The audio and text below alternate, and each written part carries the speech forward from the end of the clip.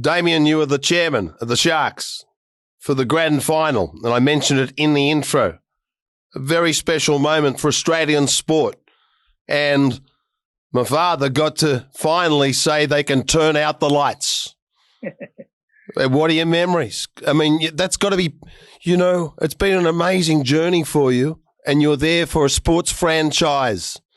And I was fortunate enough to see part of that rise.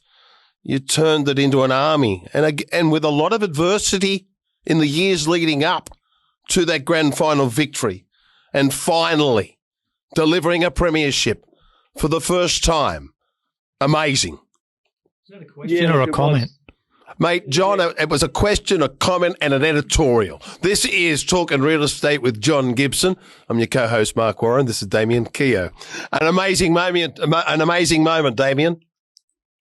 Yeah, look, it was. And look, I think, when I reflect on some of the things that I've done, that is certainly up there as one of the real great highlights, probably because a lot of the things I've done might have meant a lot to me individually and probably to closer family and friends. I think that was something which really impacted all Cronulla supporters of all ages and the area in particular. And some of the reactions post that win, I mean, we were getting notes and letters and emails of, people saying, "Oh, I can finally die happy that they've won a premiership," and it meant a lot. And there was a lot of adversity leading up to it. We came in as a new board on the back of the ASADA inquiry, which rocked the club. There was a lot of financial challenges with the club at the time, and it's a great lesson again in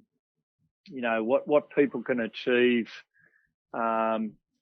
When they band together and they have the right direction and the right motivations in the right way. And I think, Cronulla had some great teams over the year and fell short a number of times, but that lack of winning a premiership was a real weight around the club's neck. So, well, people simply didn't think it was ever going to happen. Really? Really? Because I'm an outside. You one of those people? You said it's never going to happen? Well, I don't like to be a pessimist, but I got to be a realist too. But, a lot of people, I think were excited that they were just made the GF. I just saw you people build it into a fortress. At one stage, I saw you people build it into a ground that you did not want to go.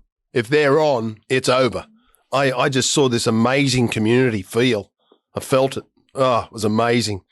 And I think when I reflect on it, and I catch up regularly with the board members and obviously the coaching staff and a number of the players, and it is a bond that we're going to have for the rest of life, which is also really special. And when I reflect on it, and people look at the ingredients of that, the club was going through a redemption period. Flano had a year out. He was going through a redemption period. Gal and Wade had been through the ASADA stuff, which was testing for them, very challenging. And then you had Maloney coming in, you had Ennis coming in, you had Barber coming in, all who'd pretty much been dumped by their clubs. So I look back on it, and it was the